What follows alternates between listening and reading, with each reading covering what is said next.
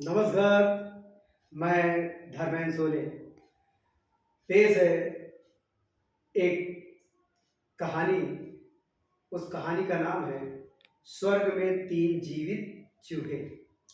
तो आइए दोस्तों, आप लोगों के सामने हम पेश कर रहे हैं एक काल्पनिक कहानी। एक गांव में एक लड़का था। वो हाइड्रोजन गुब्बारा कहीं से ले आया था और उस गुब्बारे को दिन भर घुमाता रहा। इसके बाद वो रात में उस गुब्बारे को अपनी छत पर बांध देता है और करीब रात को 1 बजे 3 चूहे उसके घर में घुसते हैं। खाना नहीं मिलता तो वो छत पर घूम जाते हैं, टहल जाते हैं। छत पर टहलने के बाद तीनों चूहे उस डोरी पर पहुंचते हैं जिस डोरी में गुड़ लगा हुआ था, और उस डोरी में उस गुड़ को खाने लगते हैं। दो चूहे मन में सोचने लगते हैं, क्या इस गुब्बारे में क्या ज़्यादा गुड़ रखा हुआ है? तो दोनों चूहे उस गुब्बारे की ओर बढ़ने लगते हैं। तीसरा चूहा जो डोरी के नीचे था वो कालिदास की तरह उल्टा हुआ और गुड़ को खाने लगा, और इत्तेफाक से वो डोरी कट जाती है। और कटने के बाद फिर क्या होता है? गुब्बारा आसमान की ओर उड़ने लगता है। वो गुब्बारा इतनी तेजी से उड़ा कि बादलों को चीरता हुआ, आगे आसमान को चीरता हुआ सीधा स्वर्ग में लैंड करता है, जहां इंद्रदेव का रंगारंग कार्यक्रम शुरू था और रंभा और मेनका का डांस चल रहा था। सभी देवता अपने अपने सिंहासन, अपने अपने सोने के सिंहासन में बैठे हुए थे। इंद्रदेव जी भी अपने सिंहासन पर बैठे हुए थे। इसके बाद क्या होता है कि वही गुब्बारा जहां मेनका और रंभा डांस कर रही थी, उन्हीं दोनों के बीच में वो लैंड करने ही वाला होता है कि गुब्बारा फट जाता है और तीनों चूहे किसी तरह से वो जमीन पर, स्वर्ग की जमीन पर इधर उधर घूमने लगते हैं। अब क्योंकि इंद्रदेव ब्रांडेड दारू पीते हैं तो वो नशे में थे, और जैसे गुब्बारा फटा तो इंद्रदेव उस सिंहासन से लुढ़क कर नीचे चले आए। बाकी के सभी देवता इधर उधर छिटक गए एक दूसरे के ऊपर। सभी अप्सराएं घबरा कर अपने एक दूसरी सहेलियों को पकड़ लिए। उनके समझ में नहीं आया कि गुब्बारा है क्या है, इतना बड़ा धमाका कैसे हुआ, और ये तीन जिंदा चूहे हमारे स्वर्ग की धरती पर कैसे? खैर, सभी अप्सराओं ने इंद्रदेव को हाथों से उठाया, उनको सिंहासन पर बैठाया, और क्योंकि वो बेहोश थे तो उनको जो ब्रांडेड दारू थी उसी के छींटे मारे उनके चेहरे पर। उनको होश आया। इंद्रदेव ने बोले, अरे ये कैसा धमाका, ये क्या हो गया? तो बोले, प्रभु अब ये क्या है? सभी लोग कांप रहे हैं, हमारी भी समझ में नहीं आ रहा। आप तो सिंहासन से लुढ़क कर नीचे आ गए थे, हम लोगों ने आपको सिंहासन पर बैठाया है और अभी चींटे मारे तब होश में आए। तो प्रभु आप जल्दी करिए, ये चूहे घूम रहे हैं, पता नहीं ये कैसे हैं, कहाँ से आए, कुछ समझ में नहीं आ रहा। सभी लोग अपनी अपनी सीटों पर चढ़कर बैठे हुए हैं। इंद्रदेव ने सुरक्षा बलों को बुलाया और सुरक्षा बलों ने आकर उन तीन चूहों को कैद में कर लिया।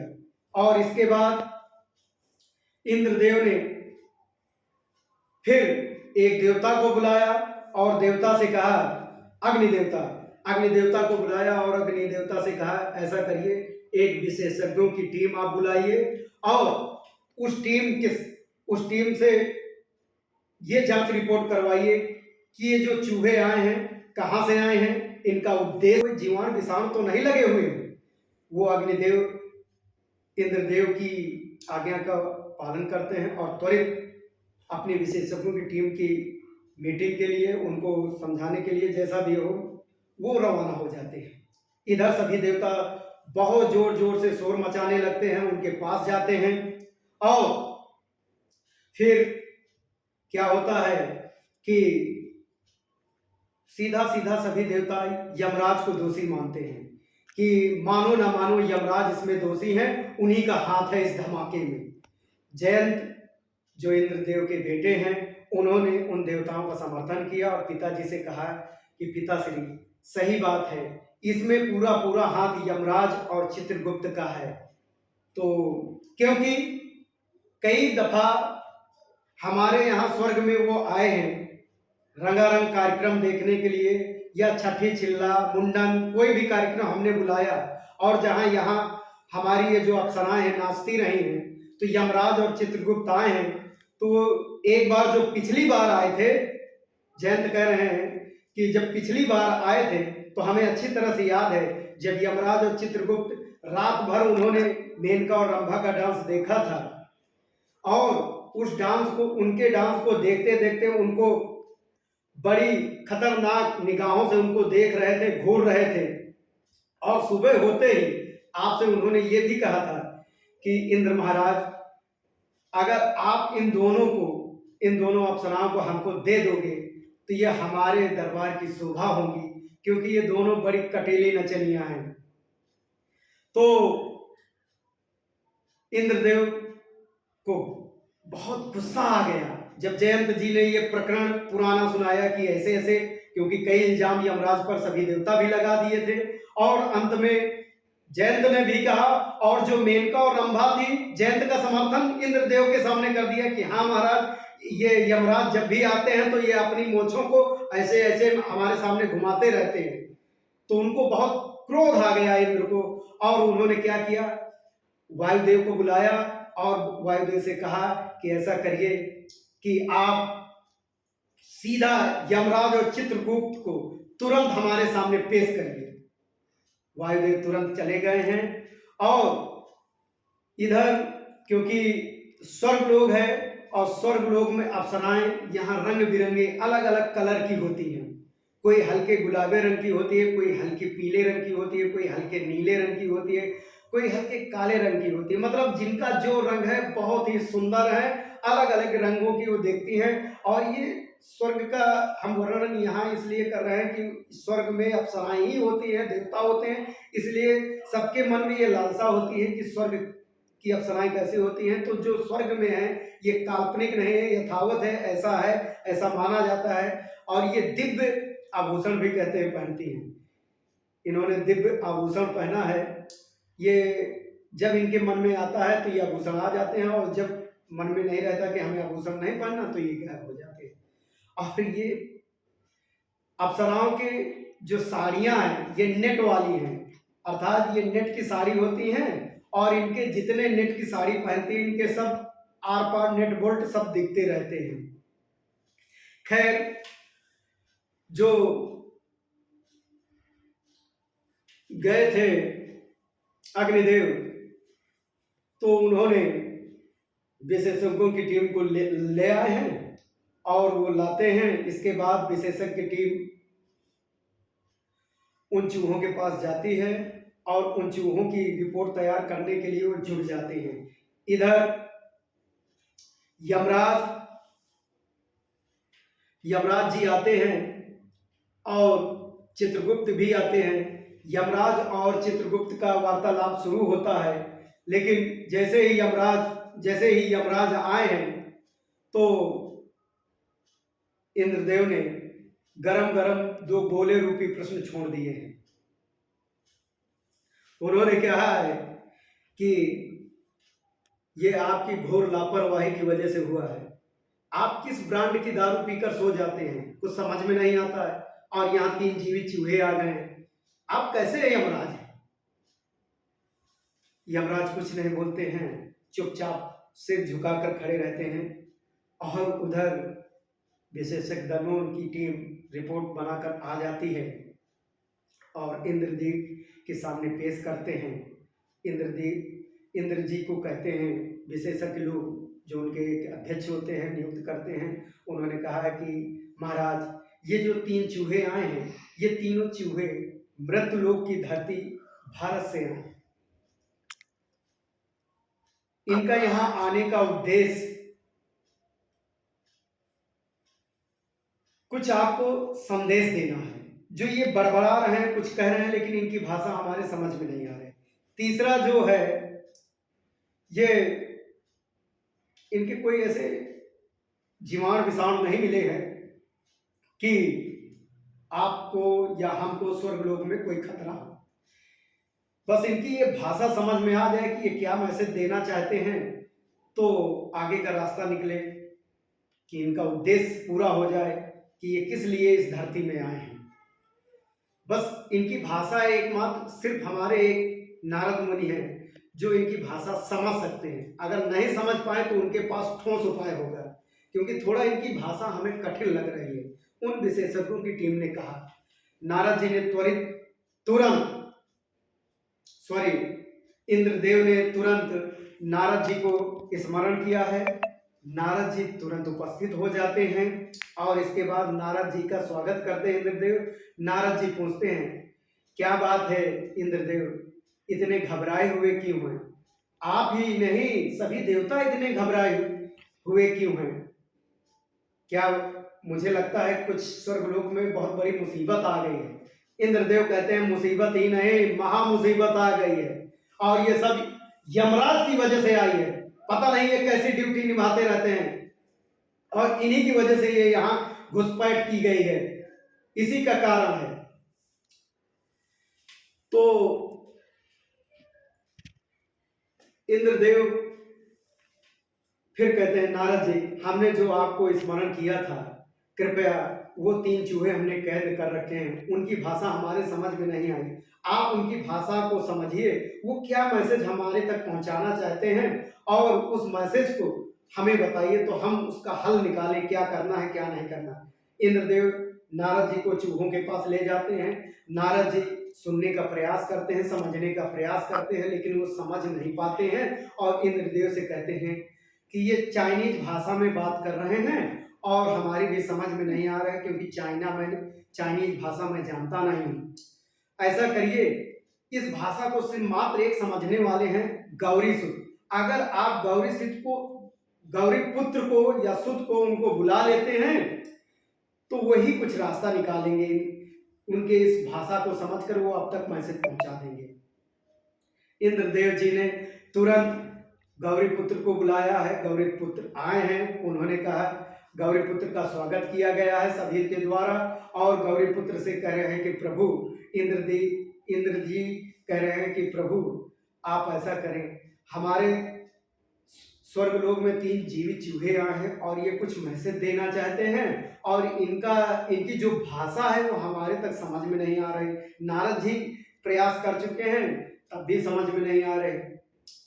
इंद्र जी जब विनती पूर्वक गणेश जी से कहते हैं तो गणेश जी जाते हैं चूहों के पास, और चूहे जैसे ही गणेश जी को देखते हैं तो दंडवत प्रणाम करके उनका नमस्कार करते हैं और खड़े होकर डांस करने लगते हैं। जैसे ही गणेश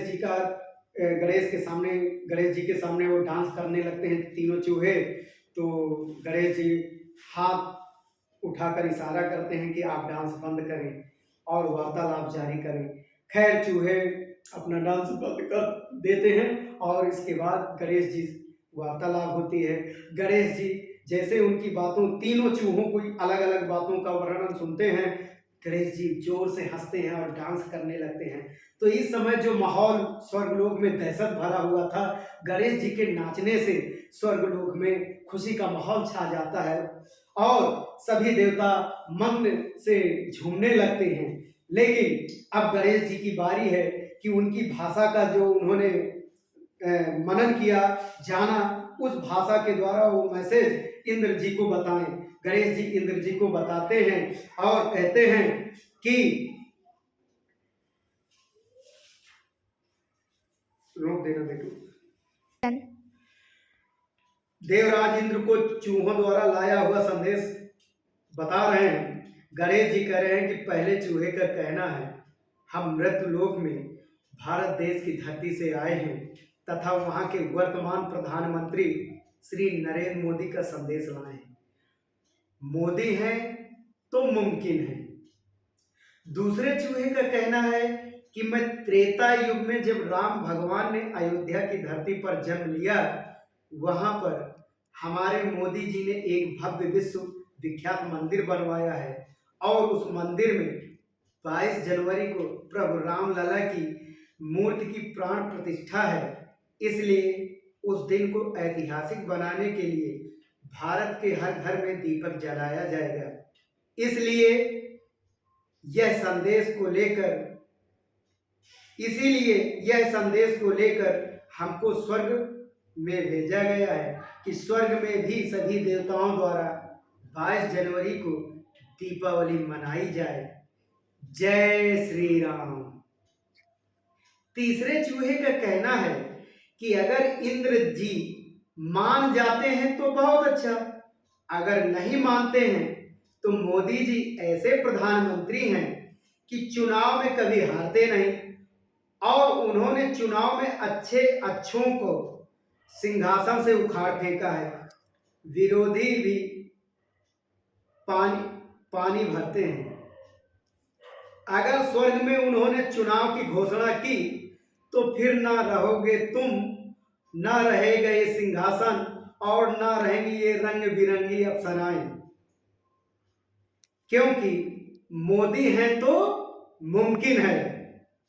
इंद्र जी कह रहे हैं कि आखिर ये नरेंद्र मोदी हैं कौन? तो नारद जी इंद्र जी के जवाब में कह रहे हैं, अगर आपको नरेंद्र मोदी जी के विषय में जानना है तो ब्रह्मा जी से पूछिए, वे ही सब कुछ आपके विषय में बता पाएंगे, वे ही सब कुछ उनके विषय में बता पाएंगे। इंद्र जी ने ब्रह्मा जी को मन ही मन में स्मरण किया और वे शीघ्र ही प्रकट हो गए हैं। ब्रह्मा जी को सभी ने प्रणाम किया। ब्रह्मा जी ने इंद्र को बताया कि हे देवराज, आप जिनके विषय में जानना चाहते हैं, जानते हैं वे कौन हैं? वे स्वयं राम के अवतार हैं और उनका मुख्य प्रयोजन अपने जन्म स्थान अर्थात अयोध्या में एक भव्य मंदिर का निर्माण कर उसमें अपने बाल रूप को उस मंदिर में विराजमान करना है, जिसकी प्राण प्रतिष्ठा 22 जनवरी को की जाएगी। राम अर्थात नरेंद्र मोदी जी के सहयोग के लिए कुछ दिव्य आत्माओं ने अवतार लिया है।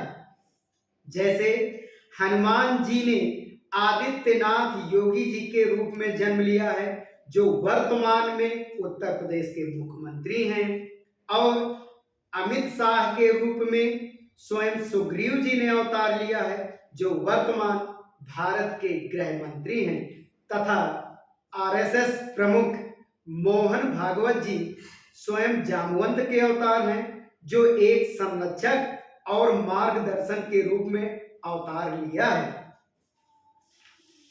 इसलिए हे देवराज, हमारी भी इच्छा है कि आप और सभी देवतागण आज से ही दीपावली मनाएं तथा 22 जनवरी का दिन तथा 22 जनवरी के दिन को ऐतिहासिक बनाने के लिए संपूर्ण ब्रह्मांड में दीपावली मनाई जाए। ये हमारी हार्दिक इच्छा है। हे देवराज, आप यमराज पर कोई कार्रवाई न करें, उनका इस कांड में कोई दोष नहीं है, और यमराज को हर छोटे बड़े कार्यक्रम जैसे छठी, चिल्ला, मुंडन, तिलक, शादी ब्याह कार्यक्रम में आप इन्हें अवश्य बुलाएं। और हाँ, इन 3 चूहों को विशेष विमान द्वारा भूलोक में भेजने की व्यवस्था करें। अच्छा, अब मैं आप सभी लोगों से विदा लेता हूँ। आप सभी का कल्याण हो। तथास्तु।